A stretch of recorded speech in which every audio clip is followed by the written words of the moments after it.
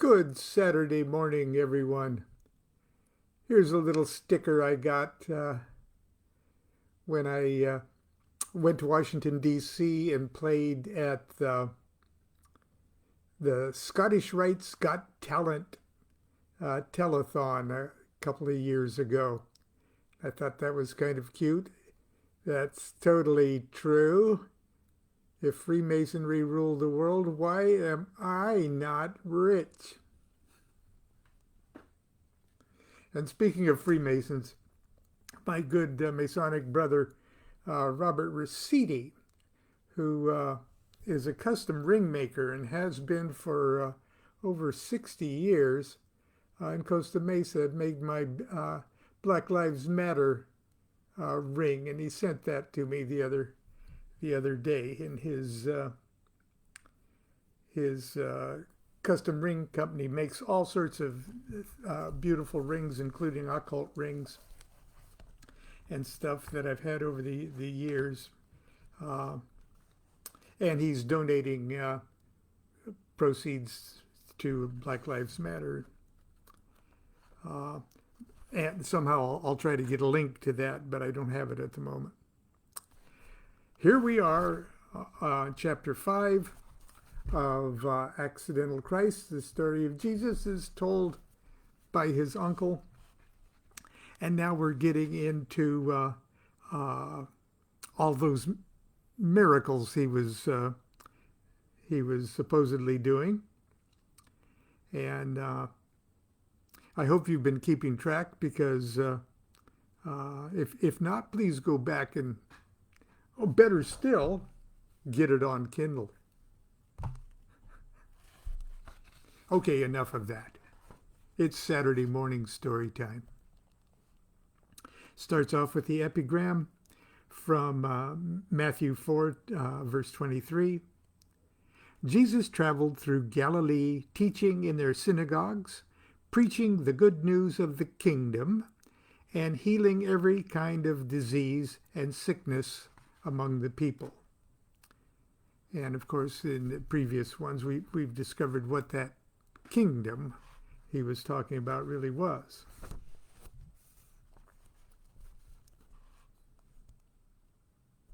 Chapter 5. Oh, it's got the hard copy has a beautiful sort of sumi-y thing of a monstrous snake of some kind. What do you want with us, Nazarite? Have you come to destroy us? I know who you are, the Holy One of God. That's my demon voice. Jesus expected something like this. Not halfway through his sermon, a demon possession interrupted his first synagogue discourse. He had no choice but to perform an exorcism then and there. "Be silent," ordered Jesus sternly. He could not allow every demon he exorcised to define his title of authority. Otherwise, he'd soon be reduced to the role of a magician casting out in the name of Belial or Beelzebub. "Be silent and come out of him now, I command you." The man let out a shriek and fell to the floor in the very center of the synagogue. He shook violently and soiled himself. Suddenly his shaking stopped, and he lay motionless on the floor and appeared dead. "Get up!" Jesus shouted. The man immediately regained consciousness and returned to his feet, declaring himself delivered of the spirit. The congregation was amazed. They asked each other, What is this? What authority?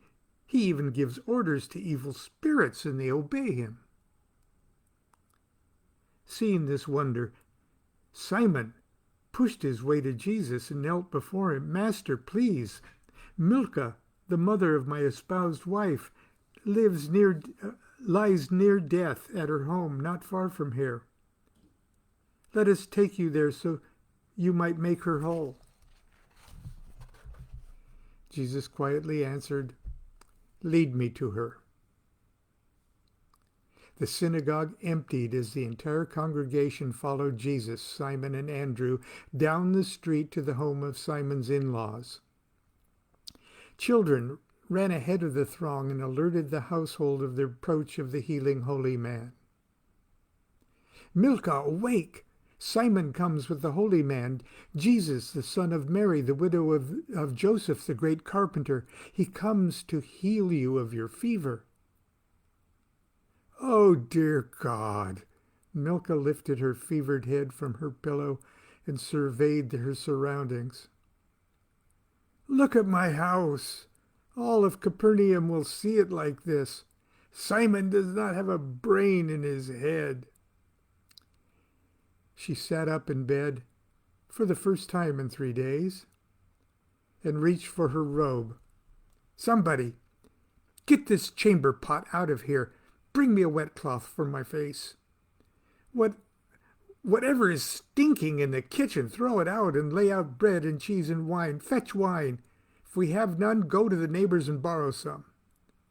Will someone bring me something to cover my head? Do you hear me? Get this stinking chamber pot out of here." Lay back down, my dear. You're too weak to... Husband, be still. I have strength enough not to die with my house looking like this.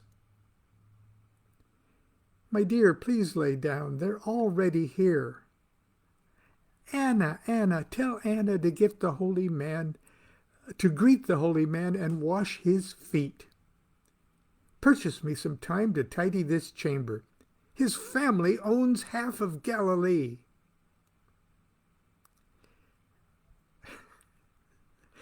Jesus could not refuse the kind gesture of a foot washing, and perceived that his presence had already evoked the healing spirit of a homemaker's pride. Finally, Simon was allowed to take Jesus to Milcah's bedchamber. The Hassan and a dozen men from the synagogue stood near and peered through the door. "Mother, this is my master. He has come to make you well." "Simon, you have deceived me," Jesus said warmly. "Where is the mother of your espouse? I see only this maiden. Is this perhaps your lovely wife Hannah?" Although the woman knew he was teasing her, still she swooned. "Oh, my Lord, you are too kind." She sat up and squirmed coquettishly against her pillows. Jesus approached her bed and sat down. He placed his palm on her forehead. His hand was cool and brought her instant relief. She closed her eyes and took a deep breath. He gently took her hand. "Come, good woman, the fever has left your house, and see, it has been replaced by guests." Jesus raised her by the hand and led her through the press of onlookers and into her kitchen. With the help of young Hannah, she served the evening meal to Jesus, Simon, and Andrew. Before they had finished their meal, they heard a great commotion in the street in front of the house. Jesus opened the door and beheld a nightmare. As far as he could see, down both ends of the street, the way was jammed with the afflicted, the demon-possessed, and the curious. The noise was deafening. The possessed barked and howled and crowed like roosters. They tore at their garments and spat obscenities and blasphemies. The sick moaned and lamented of their afflictions, and relatives and friends pleaded on their behalf. Jesus called for Brother Apollonius and Lazar, who were resting in the house. He instructed Lazar to run to the shore and bring the most experienced of the beloved disciples to provide order and security. He didn't have to speak to a brother Apollonius, who immediately waded into the horde and began to survey the situation and determine how best to begin the queue of the afflicted. Jesus worked through the night, healing them one by one. He started with the cases of obvious hypochondria. With each success, the spectators exploded in a chorus of thunderous praise. By the time he reached the seriously ill, their faith was so strong he needed only to touch them and declare them healed. Near dawn, 2 young men approached carrying a man on a litter. "He eats, my lord, constantly with a ravenous hunger, yet he is never satisfied, and his body wastes to bones." Jesus pulled back the blanket that covered the man and beheld a skeleton. He marveled that the breath of life could still inhabit so frail a scaffolding. Set deep in the pits of a hollow skull, 2 black eyes stared up with a helpless prayer. He placed his hands on the poor man's abdominal cavity and gently probed to feel the condition of the internal organs. "Where is this man from?" "From Gadara, my lord. He's a swineherd." The pious Jews in the crowd backed away. The man was unclean. "Jesus, Son of David, you can heal me, if you want to." The skeleton spoke through lips that never closed. "I want to," Jesus whispered. He instructed Simon to fill a clay pot with the coals from the neighborhood communal oven. He then called for a skin of soured milk. There was none in the house of Milcah, so pupils were dispatched to awaken the neighboring households. In a few minutes, a young man returned with a bloated skin that leaked of stinking pus of spoiled goat's milk. Jesus asks Simon to fetch the jar and coals and bring it to the side of the dying man's litter. Jesus took the skin of milk and squeezed a putrid stream into the gaping mouth of the skeleton. He spat out the horrible brew, but Jesus squirted another dose of curds straight down the old man's throat. Next, he poured a generous amount into the jar. It hissed and steamed upon the blazing embers. The smell was horrific. Onlookers gagged and covered their faces as they backed away from the nauseating fumes. Jesus helped the man to sit up and held his head directly over the stinking pot. "Breathe." "Oh, dear God, no!" The poor man struggled, but Jesus held his face to the rising vapors. "Breathe," he commanded. He coughed and gagged. "Please, my Lord, no." "Breathe," Jesus bellowed. "Choke the wicked spirit. Breathe, I say. Vomit, vomit. Spew it out." "But my belly is empty, Lord," the poor man pleaded between gasps.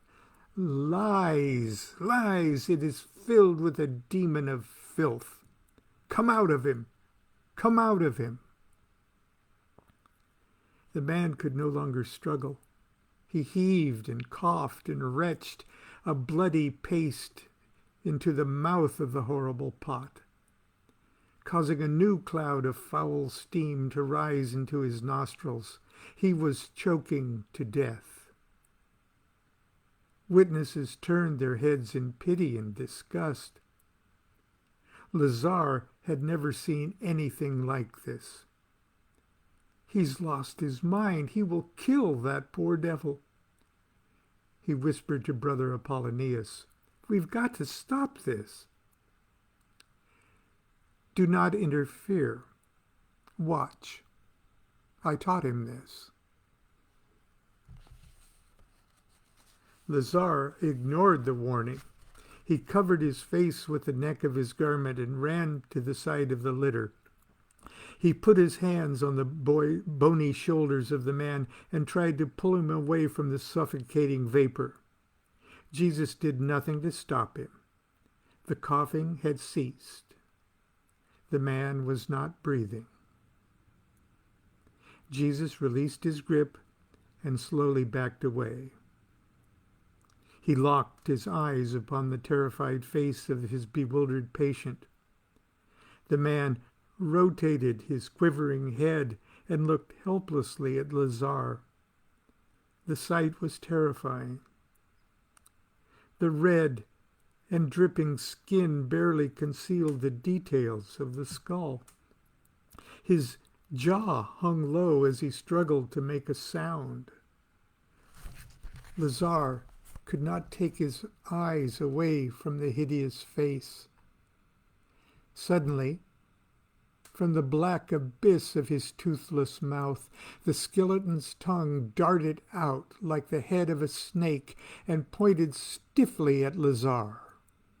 It was thin and pale and wavered in the air.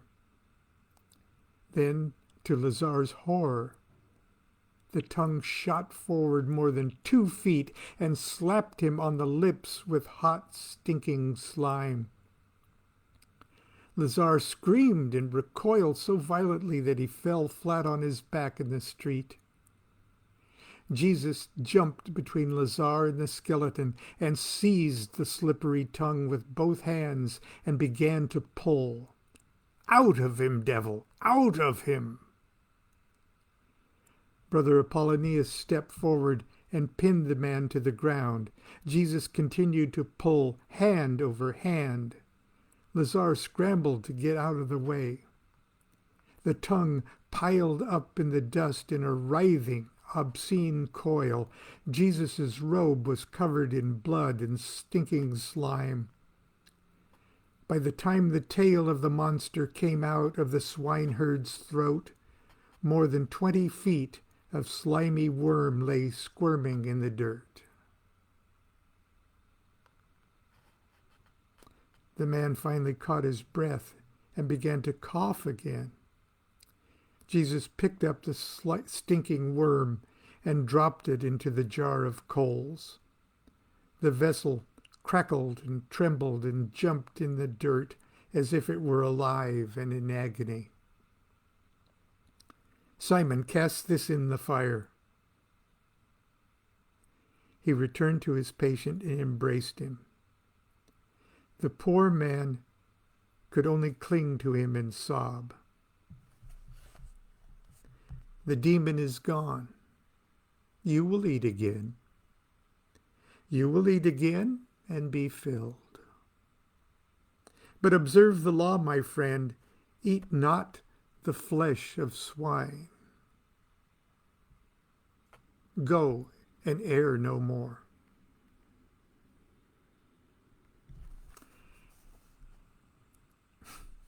And that's the end of the tapeworm demon. Tomorrow for Sunday school, we'll take it again on for chapter 6. I hope you're enjoying this. I had fun writing this. As I said, I wrote it many, many, many years ago, and it was many years after that that it finally got published. So it's almost like reading a new book for me, too. Okay, have a good weekend, everybody. Be safe. Continue to be good to yourself and be good to each other. Do what thou wilt shall be the whole of the law. Love is the law, love under will. See you tomorrow for Sunday school.